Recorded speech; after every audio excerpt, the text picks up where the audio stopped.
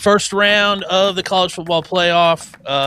Shout out to our boys over at Locked On Irish. Shout out to Tyler for talking about that Notre Dame missing it. For those of you that think I've lost my marbles, our point is that 2 weeks before the final college football playoff rankings, Notre Dame was in. Alabama went and lost the SEC championship, and they flipped them.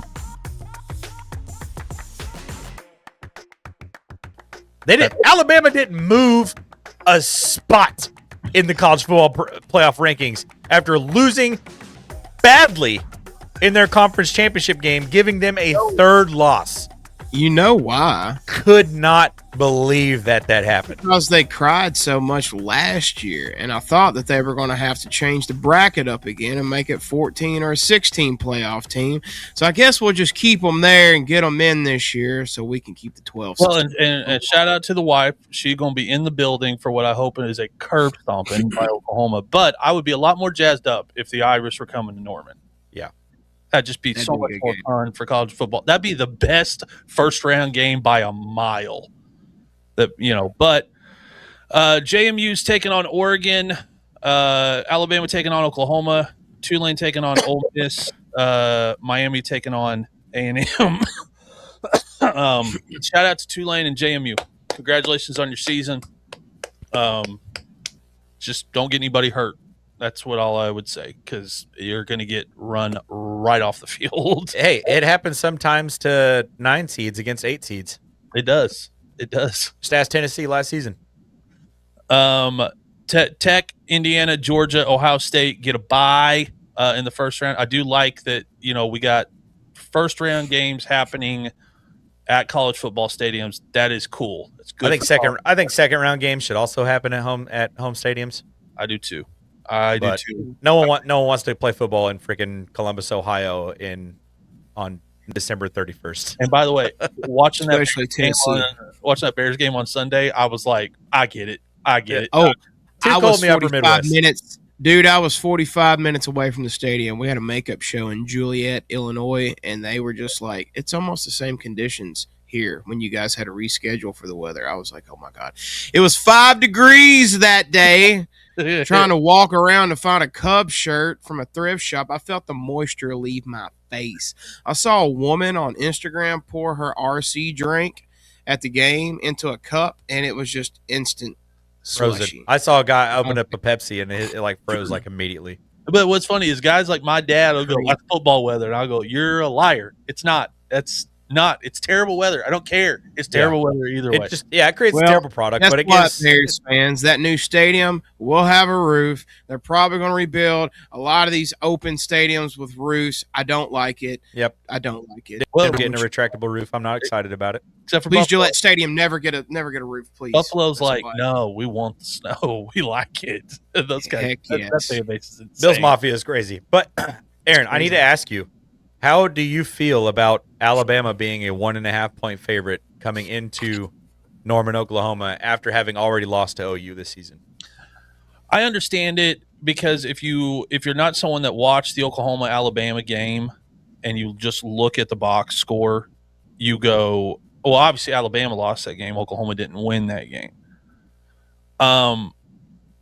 Oklahoma has a unique ability to make you make mistakes in the one time in a drive or in a game that you absolutely can't make a mistake. I told Strez there was a fourth down call that Alabama needed or LSU needed to extend the game, last game of the year. And someone put a camera on Brent Venables, and he, before the play starts, looks at an assistant and goes, "We got him," and starts laughing before the ball's even snapped. That's a psychopath, by the way. So, yeah, he's a nutball. But, I understand it. No matter what, it's Alabama. It means a lot. That brand still means a lot. I guess they're also coming off getting embarrassed, too, in the chip on the shoulder thing. They've lost now. This is becoming a rivalry no one in college football saw, which is Brent Venables. Like, Kellen DeBoer's got a Brent Venables flu now. He can't beat him. So I understand the spread. If Oklahoma can show up with any sort of run game that doesn't require it to be John Mateer, if Ben Arbuckle was on the show, I'd tell him, hey man, throw out the RPO for this game. Throw it out the window. Just line up and make them make you stop running the football. Just punch them in the mouth and eat up clock. Because to Oklahoma doesn't have to score more than 13 to beat anybody in the country that they've played so far. They don't have to score hardly any points. Make it ugly. It's going to be score 20. A game over. You could win this game. Yeah, it's going to be ugly. It's going to be cold. Got a great kicker too. I mean, yeah, we got the best kicker in the country apparently. Short and all. Sweet pants and everything. Good swag. But I like Oklahoma in this one, man. If I'm picking Oklahoma because, well, Bama beat Oklahoma in the regular season. They beat Georgia. Then Georgia beats them in the SEC. We're getting December football is a lot different than August football, September football. Yep. And John Mateer is more healthier now. He's back in his rhythm. Much. Things are rocking. I think the Sooners are going to get this one. Yeah, I mean, Oklahoma's technically coming off of a bye, if you want to look at it this way. And so even Vegas obviously don't know what to do with this one because they're only favored by 1.5 points. Yeah. The only other game that I think could be really interesting is Miami A&M. Yeah. Do we get the Miami we saw the first 5 weeks that we? I hope so, because I want a Miami Ohio State rematch in the second round. That's what I'm really hoping for that. I just want to see that, just for old time's sake. I just want to see Miami Ohio State, but A&M. They're coming off an embarrassing loss. Should not have lost to Texas. That just shouldn't have happened. If they lose to Miami in by more than a touchdown, then we all, for the sake of all of us, including especially me that lives in Oklahoma, for the sake, please, Miami,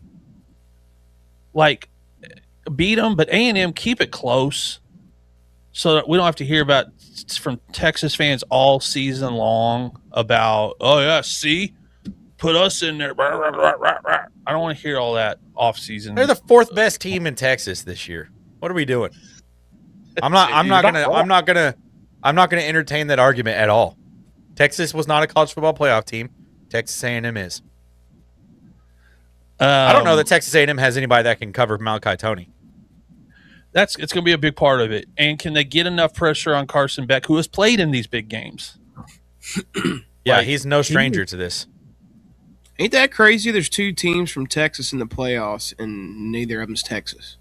Hey, we talked about it at the beginning of the year. Our standards for Texas are higher than Texas's standards are. And they definitely Carson Beck is the most seasoned quarterback of any quarterback in the first round of the playoff. 100%. He's played in national championships, which pays off. I mean, dividends. Will Howard looked completely under control in the first round of the playoffs last season, and Nico Iamaleava, he looked out of sorts last year, but it's because Will Howard has been around the block a time or two.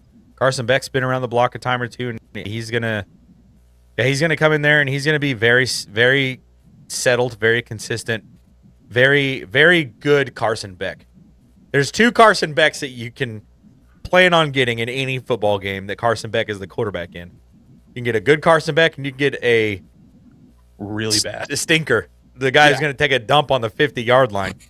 I think we're going to get the good Carson Beck in this game because it's going to be in College Station. It's going to be nice and warm. That place going to be loud. It's going to be rocking. Not like Carson Beck's never played in front of a massive SEC crowd before. It's going to be nothing for him. If I'm Miami, I'm loving this first round draw just because it's our quarterback's been, our leader's been here before. He could do this. So yeah, I think Miami's going to win this game. I know it looks like A&M's favored by 3.5. I don't know how much of that is just the home field advantage type thing, but they've got the points total set at 51.5 for the over under. So looks like there might be an offensive output here. And obviously, like, Marcel Reed, we had him in our Heisman conversations, going up through, like, week 10. Yeah. We were talking about him being a Heisman frontrunner. So this would be a chance for them. Let me ask you guys this, because this is one game I'm interested in, the Tulane and Ole Miss game. Yeah. Is Summerall going to be coaching, or is it an interim coach? Summerall's coaching against Lane Kiffin isn't. Lane Kiffin's replacement. Yep. They've got that one of those let's win one for coach thing. Which on maybe I don't really know, because players don't have to be loyal to their program anymore either. What's the spread set at on that one? Anybody know? Ole Miss favored by 17.5. Oh my! I'm taking Tulane on the spread. Tulane on the spread all day. I mean, Summerall got nothing to lose here. No. Nothing. Like, whatever trick play, whatever double reverse pass, whatever Statue of Liberty you got, run. Think about what you just said a few minutes ago, Aaron, about how he made the comment that he's not going to try to poach anybody from Tulane. You have to come into the portal and earn it that way. I think that just makes them, in my opinion, want to play harder. So they can impress him like, hey, I want to play for you. I may hop into the portal, and I want you to come get me because I want to play on your team. And, what's Ole Miss playing for? Well, and he's going to give $100K, you said, right, to Tulane next year?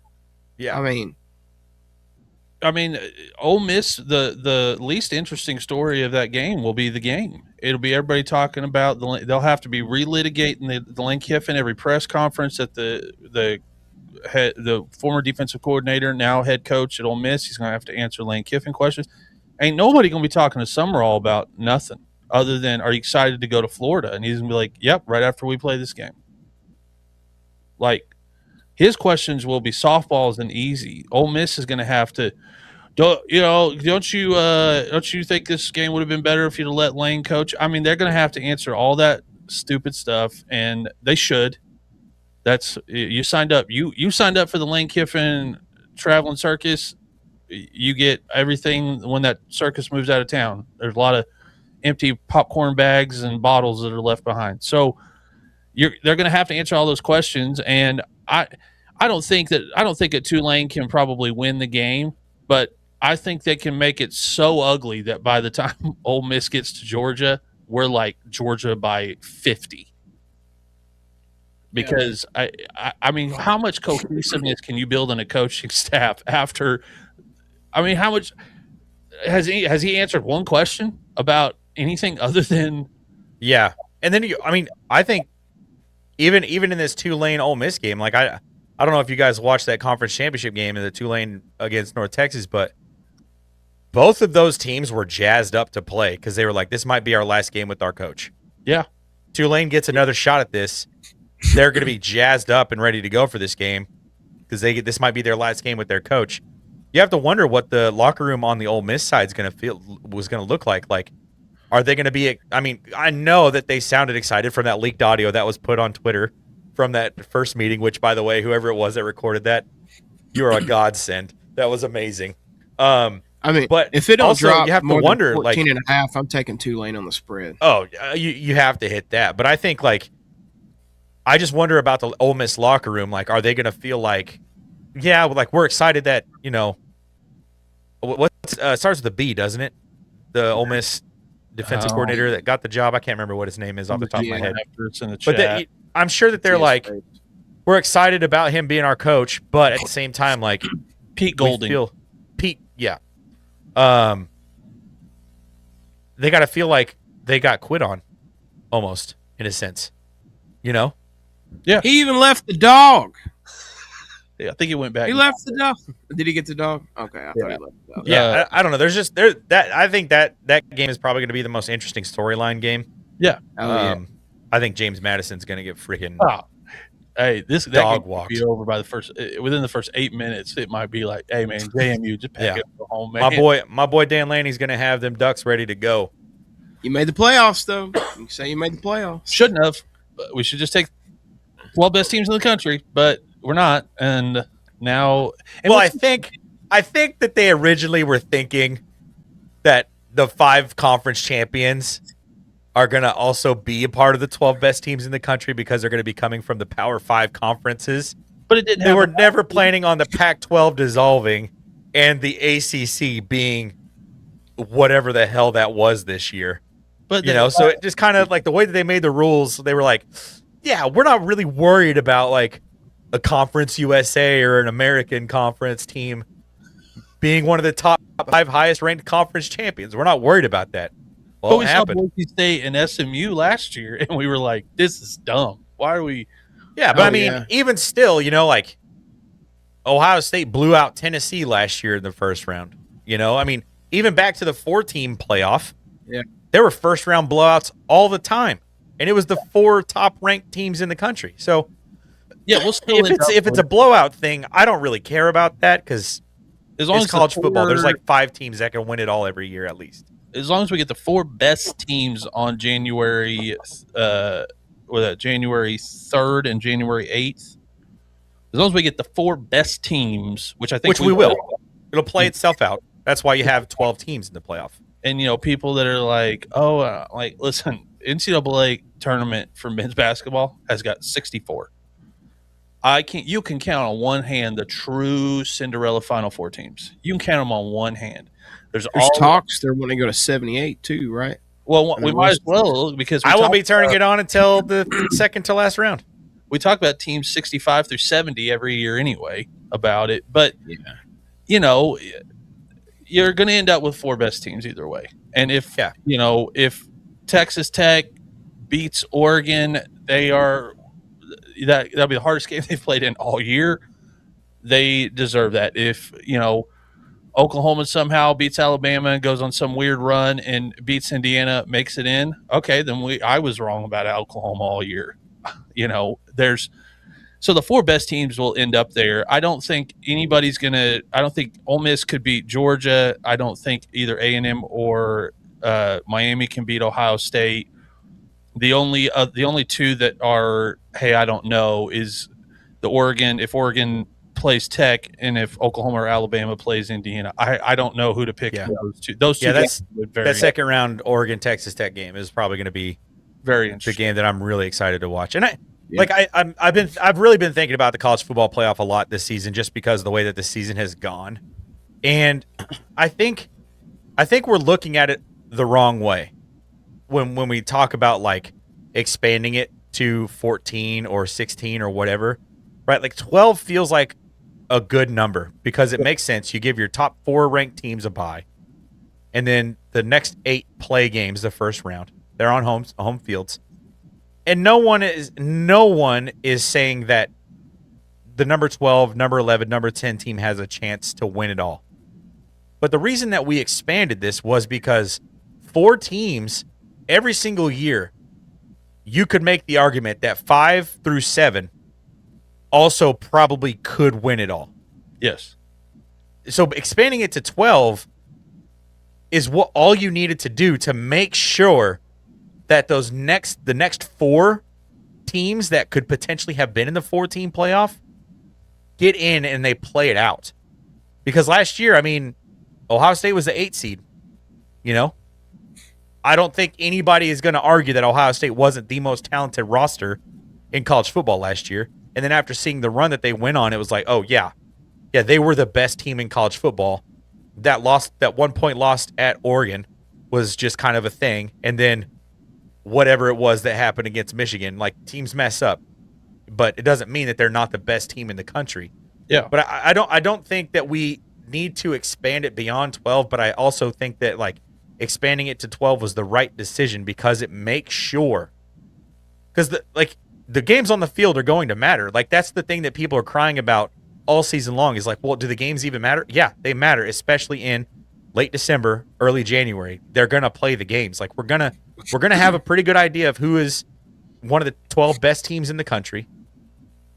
And then they're going to play it out and we're going to know exactly who is the best team in the country at the end when all is said and done. And I think that's really how we need to be thinking about the college football playoff and not necessarily as a thing that's like, the number 12 team, like if Texas got in at 12, maybe Texas could have made some noise and won it. No, Texas already lost to 2 of the top 4 ranked teams in the country. They're not one of the teams that can win it all. I would agree with that because I also like the conversation like last year. Oh my gosh, Bama didn't make it. This year it's, oh my gosh, Notre Dame didn't make it. If we keep expanding and we go over 20, it's going to be, oh my gosh, Kent State didn't make it. Oh wow, Bowling Green didn't make it. I mean, like there's not going to be like that many good teams left to argue about did they make it or not make it. And I think that just kind of adds to some fandom. It could create chips for certain teams. Like if I'm Notre Dame, I'll be pissed. Come back next season with a chip and then show everybody, Yeah. Well, Kent State can't do that. Bowling Green can't do that. Those other smaller schools. So I kind of like it staying small around 12. I agree with that. When people talk expansion and I end up being the guy in the back that's like, it's going to hurt regular season. And they're like, shut up. No, it won't. And I'm like, okay, go across the parking lot to the basketball arena. Tell me if it doesn't hurt their regular season. Like the first month of college basketball is like not worth watching. I mean, I've turned it on. Oklahoma's playing Kansas City tonight. I get it. Go Kangaroos, baby. I almost text Brittany and was like, we should have gone to this Oklahoma game because there's like 15 people there. And as Oklahoma fans, I feel embarrassed that this game is on ESPN right now. But, Fox just put out, they had the biggest college basketball game in the history that Fox has ever televised because it was Michigan State and North Carolina. That's the only reason why.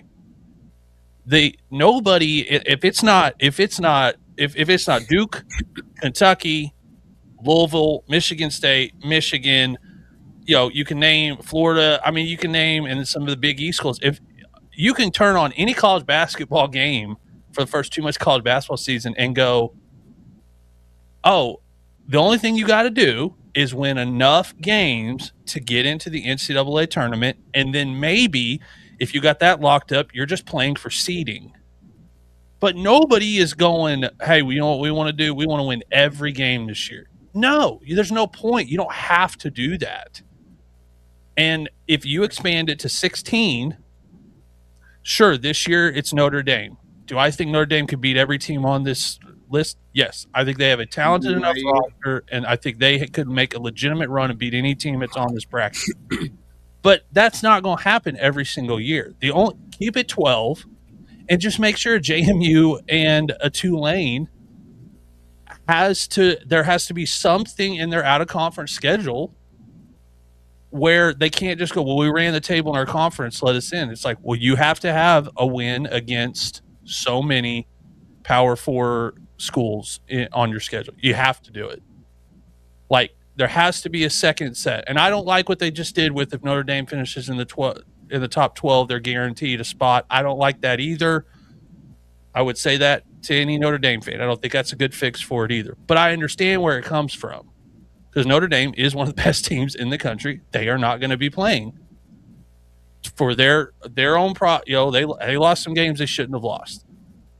But expanding it is going to make the last 2 weeks of season for teams like Ohio State that have already got enough wins to make it. I'm not going to fault a Ryan Day or a Dan Lanning or a Kirby Smart for going.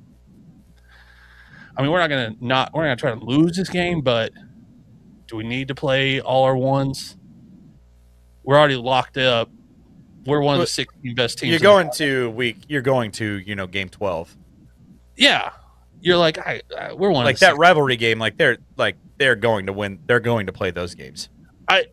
I'm with you. But it ain't happening in college basketball. Yeah.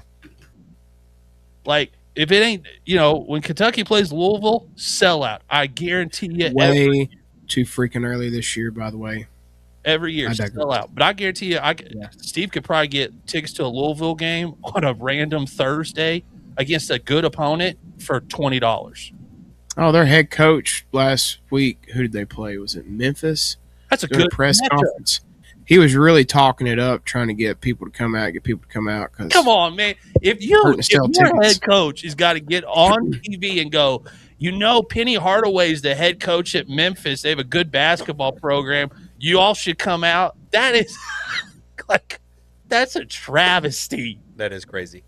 It's a travesty that UK and Louisville played so early. That really makes me mad because you have this lull between after the holidays until March of like really not a lot going on. That'd been a prime time to have that in January, February. And college basketball has to do a lot of weird scheduling to keep people interested because people aren't. They just aren't. And, last thing we'll bring up, I don't know who started it, but the idea of moving the bowl games to the very first games of the season, love it. Saw that. What's his name? It wasn't Josh Pate. Oh, yeah, I saw that video too. I love that idea too. Yes, it works. You want to talk about one of the best things college basketball ever did is like the Maui Invitational and all that. Oh, they yeah. put that, the Maui Invitation made me a Kemba Walker fan. I'm telling you, that is one of the best. Now, it sucks because you get those great games, those first like 3 weeks. And then it's like a lull for nothing. You wouldn't have that problem with college football. But, yeah, put those bowl games, which I think we ought to do away with them in general, but I understand. But did you guys see the L.A. Bowl? Did you see the pictures from the L.A. Bowl that's played in, like, SoFi? Oh, my gosh. If there was 2,000 people there, I'd be shocked. Well, yeah, but that's... I mean, there's like a consistent joke amongst, like, AFC West fans about how, like, even playing at the Chargers, you still have home field advantage. Yeah, I mean, it's just and they're not the only bowl. There's a lot of bowl games out there that you'll turn on and go, "Is this a practice game? Like, what is this?" No, this is a real bowl game. People spent real money, like advertisers spent real money to advertise this game, and there are 3,000 people in a 60,000 seat football stadium. Like, they don't matter, but you move them to the front of the year, fans get juicy and excited. And make them out of these historic out of conference match. That could be fun, or you can just do away with them altogether. I think they're an absolute waste of at this point. Yeah, yeah. I mean, what do we got? We got the 1, 2, 3, 4, 5. We got the 6 we care about in the college football playoff. The rest of them, that's it. Hey, we don't care about them. We talk about the Bush's Baked Beans Bowl, the Pop-Tart Bowl. Yeah, exactly. Cheez It Bowl. Which, by the way. Did you? I don't. Duke Mayo Bowl. I know. You probably watched the Notre Dame thing. That's one of the most insightful things I've ever heard on the take of why Notre Dame skipped the bowl game. Notre Dame as a brand is too good for the Pop-Tart Bowl, and I 100% agree with him. Disagree. That's the best bowl game ever invented. Notre Dame should never play. When Oklahoma played in the Cheez-It Bowl, I'm just telling you, when they brought that trophy out and they had Cheez-Its in it, I was a little embarrassed that a brand of the scale of Oklahoma was holding up a trophy full of Cheez-Its. No, the best one's that 100-pound trophy between Memphis and Tulane. That one that they have, the Memphis, they play somebody, maybe Tulane, but it's the ribs, the whole rack of ribs. Oh, thing. yeah. We talked about a couple episodes ago. That's great for teams like that. Like, have a 9-3 team playing a Pop-Tart Bowl, fantastic. Notre Dame, I don't want to see a bunch of dudes in historic Notre Dame. Joe Montana played at Notre Dame. I do not want to see guys in the same uniform as Joe Montana eating out of this giant Pop-Tart. That they just toasted. Yeah, come on. I think that's awesome. That's what makes college football. Well, they college football no more, though. That's what I'm saying. Like, it's NFL on 1-year deals. Like, some brands just shouldn't. Yeah, that's fair. By the way, if you're still hanging out with us right now, I want to let you in on it. We are doing a Waterboys college football playoff bracket challenge. It'll be linked in the description below. All you got to do is click that link, make your picks in the college football playoff bracket, and you will be a part of our challenge. Winner will receive a $100 gift card. And all you have to do is be subscribed here on YouTube and follow us on TikTok and accurately pick the college football playoff. And if you win, you will get that $100 gift card. So be sure to check that one out. Yep, and make sure you subscribe here at Waterboys. We appreciate all the amazing new fans that we've had this season. You guys have made awesome. All the new Indiana Hoosier fans. Hey, thank you guys for subscribing. Strez really appreciates it. And if my nerves will take it, I'm going to try to do a watch along for the Oklahoma-Alabama game.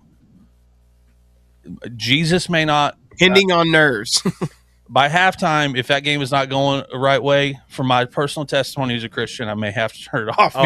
I'll stay on with you and make sure that we get through it second half. Use your Sunday words. Yeah, because I don't Sunday words. Material, God love him, but boy, sometimes I get just a son. You frustrate the living tar out of me. Just hit him in the hands. Just hit him in the hands. That's all I'm asking. We're running bubble screens anyway, dude. Just hit him in the hands.